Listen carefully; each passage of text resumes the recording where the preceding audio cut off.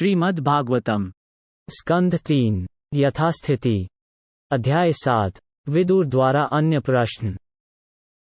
श्री शुकदेव गोस्वामी ने कहा, हे राजा, जब महर्षि मैत्रेय इस प्रकार से बोल रहे थे तो द्वैपायन व्यास के विद्वान पुत्र विदुर ने ये प्रश्न पूछते समय अत्यंत मधुर ढंग से एक अनुरोध व्यक्त किया।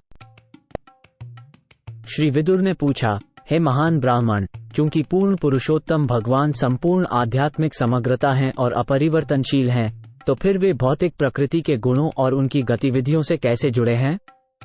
यदि यह उनका लीला कर्म है, तो फिर अपरिवर्तनशील के कार्यकलाप कैसे घटित होते हैं और प्रकृति के गुणों के बिना ही गुणों का प्रदर्शन कैसे करते हैं?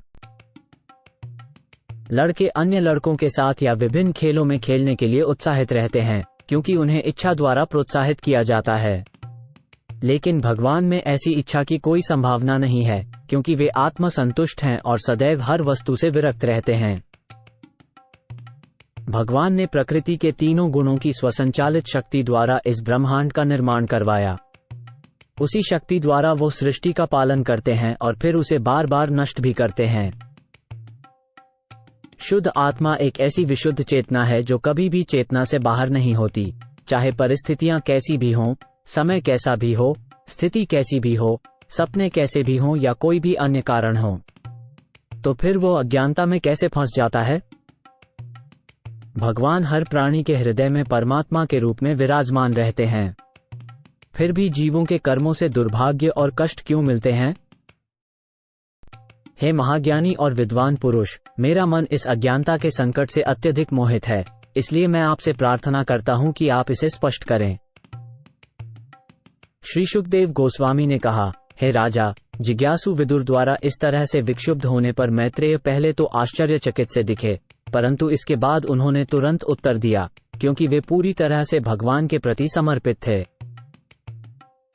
श्री मैत्रेय जी ने कहा, कुछ बद्ध जीव ये सिद्धांत प्रस्तुत करते हैं कि परब्रह्म या भगवान को माया के द्वारा जीता जा सकता है, किंतु साथ ही उनका ये भी मानना है कि वे अबद्ध हैं।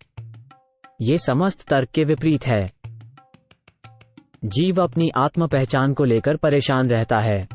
उसके पास कोई वास्तविक आधार नहीं होता, जैसे कोई व्यक्ति सपना देख रहा हो और उसे लगे कि उसका सिर कट गया है। जिस तरह जल में दिखने वाला चंद्रमा जल के गुणों के कारण हिलता डुलता प्रतीत होता है, उसी तरह पदार्थ से जुड़ा हुआ आत्मा भी पदार्थ जैसा ही प्रतीत होता है। किंतु उस आत्म पहचान की गलतफहमी को भगवान वासुदेव की दया से, विरक्ति भाव से भगवान की भक्तिमय सेवा की प्रक्रिया से धीरे धीरे कम किया जा सकता है। जब ज्ञानेंद्रियां परम पुरुष परमेश्वर में तृप्त हो जाती हैं और उसी में लीन हो जाती हैं, तो सभी कष्ट उसी प्रकार पूरी तरह समाप्त हो जाते हैं जैसे गहरी नींद के बाद कष्ट दूर हो जाते हैं। भगवान श्री कृष्ण के दिव्य नाम, सगुण और रूप का कीर्तन और श्रवण मात्र से ही मनुष्य की असीम कष्टप्रद परिस्थितियां समाप्त हो सकती हैं। तो फिर उनका क्या कहना जो भगवान के चरण कमलों की धूल की सुगंध की सेवा करने के लिए आकर्षित हो जाते हैं? विदुर बोले, हे शक्तिशाली मुनि, मेरे स्वामी, आपके विश्वसनीय शब्दों ने पूर्ण पुरुषोत्तम भगवान और जीवों से जुड़े मेरे सभी संशयों को दूर कर दिया है। अब मेरा मन पूरी तरह से उनमें प्रवेश कर रहा है। हे बुद्धिमान ऋषि, आपके व्याख्यान बहुत अच्छे हैं, जैसा कि उन्हें होना भी चाहिए। बंधे हुए प्राणी के विचलन का आधार भगवान की बाहरी शक्ति की गतिविधि के अलावा और कुछ नहीं है। मूर्खों में सबसे बड़ा मूर्ख और वह व्यक्ति जो सभी बुद्धि के परे है, दोनों ही सुखी रहते हैं, जबकि उनके बीच के व्यक्ति भौतिक कष्टों को भोगते हैं। परंतु हे महोदय, मैं आपका आभारी हूँ, क्योंकि अब मैं समझ सकता हूँ कि यह भौतिक जगत सारहीन है, यद्यपि यह वास्तविक प्रतीत होता है। मुझे पूर्ण विश्वास है कि आपके पैरों की सेवा करके मेरे लिए इस झूठे विचार को त्याग सकना संभव हो सकेगा। गुरु के चरणों में समर्पण करके ही व्यक्ति दिव्य एकांत में रहते हुए भगवान की सेवा में रमण कर सकता है, और इसी रीति से वो मधु दैत्य का नाशक और भौतिक क्लेशों के हरणकर्ता भगवान की सेवा के योग्य बन सकता है। जिन व्यक्तियों की तपस्या क्षीण है, वे उन शुद्ध भक्तों की सेवा नहीं कर पाते जो भगवान के धाम वैकुंठ को प्राप्त करने के मार्ग पर अग्रसर होते हैं। शुद्ध भक्त 100% परम प्रभु की महिमा के गायन में लगे रहते हैं, जो देवताओं के स्वामी तथा समस्त प्राणियों के नियंत्रक हैं।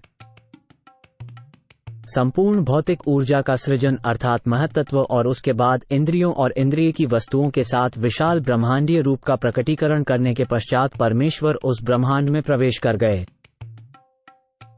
कारण सागर में शयन करने वाले पुरुष अवतार को भौतिक सृष्टि में आदि पुरुष कहा जाता है और उनके विराट रूप में जिसमें सारे लोक तथा उनके निवासी रहते हैं, उस पुरुष के कई कई हजार हाथ पांव होते हैं। हे महान ब्राह्मण, आपने मुझे बताया है कि विशाल विराट रूप और उनकी इंद्रियां, इंद्रिय विषय और 10 प्रकार के प्राण 3 प्रकार के जीवन शक्ति के साथ मौजूद रहते हैं। अब यदि आप चाहें तो कृपा करके मुझे विशिष्ट विभागों, वर्णों की विभिन्न शक्तियों के बारे में समझाएं। हे प्रभु, मेरे विचार में पुत्र, पोते और परिवार के सदस्यों के रूप में प्रकट होने वाली शक्ति समस्त ब्रह्मांड में विभिन्न रूपों और प्रजातियों में फैल गई है। हे ज्ञानी ब्राह्मण, कृपया विस्तार से बताएं कि किस प्रकार समस्त देवताओं के प्रधान प्रजापति अर्थात ब्रह्मा ने विभिन्न युगों के प्रमुखों, विभिन्न मनुओं को स्थापित करने का निर्णय लिया। साथ ही कृपया उन मनुओं के बारे में भी वर्णन करें और उनके वंशजों के बारे में भी बताएं। हे मित्रा के पुत्र, कृपा करके यह वर्णन करें कि पृथ्वी के ऊपर तथा उसके नीचे के लोक किस प्रकार अवस्थित हैं और उनका तथा पृथ्वी लोकों का विस्तार भी बताएं। कृपया जीवों का विभिन्न विभागों में वर्गीकरण करें। उपमानुष, मानव, भ्रूण से उत्पन्न, पसीने से उत्पन्न, दूसरी बार जन्मे, पक्षी और पौधे और सब्जियां। उनकी पीढ़ियों और उपविभाजनों का भी वर्णन करें। कृपया भौतिक प्रकृति के अवतारों, ब्रह्मा, विष्णु और महेश्वर का भी वर्णन करें। कृपा करके सर्वोच्च पुरुष देवता और उनके उदार कार्यों का भी वर्णन करें। हे महर्षि, कृपया मानव समाज के वर्णों एवं आश्रमों के विभाजन का वर्णन उनके लक्षणों, स्वभाव और मानसिक संतुलन तथा इंद्रिय संयम के अनुसार करें। कृपया महर्षियों के जन्म और वेदों के कोटि विभाजन का भी वर्णन करें। कृपया विभिन्न यज्ञों के विस्तार तथा योग शक्तियों के मार्गों, ज्ञान के वैश्लेषिक अध्ययन, सांख्य और भक्तिमय सेवा का उनके विधि विधानों सहित वर्णन करें। कृपया श्रद्धाविहीन नास्तिकों की अपूर्णताओं और उनके विरोधों का वर्णन करें। साथ ही वर्णसंकरों की स्थिति और विभिन्न जीवों के प्राकृतिक गुणों और कर्म के अनुसार विभिन्न जीव योनियों में उनकी गतिविधियों के बारे में भी बताएं।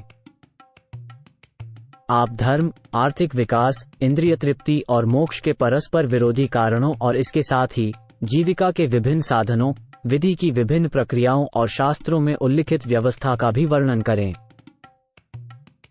कृपया पूर्वजों के श्राद्ध संबंधी नियमों, पितृलोक की रचना, ग्रहों, नक्षत्रों और तारों के समय संबंधी नियमों और उनकी अपनी अपनी स्थितियों के बारे में भी बताएं। कृपया दान और तपस्या के तथा जलाशय खुदवाने के कामना वाले फलों का भी वर्णन करें। कृपया घर से दूर रहने वालों की स्थिति और आपदा से पीड़ित मनुष्य के कर्तव्य का भी वर्णन करें। हे निष्पाप पुरुष, समस्त जीवों के नियंता भगवान ने ही सभी धर्मों और धार्मिक कार्यों का आरंभ किया है और समस्त धर्मों के पालनकर्ताओं को धार्मिक कार्यों के लिए प्रेरित करते हैं। इसलिए कृपा करके इसका वर्णन कीजिए कि भगवान को किस तरह से पूरी तरह से संतुष्ट किया जा सकता है।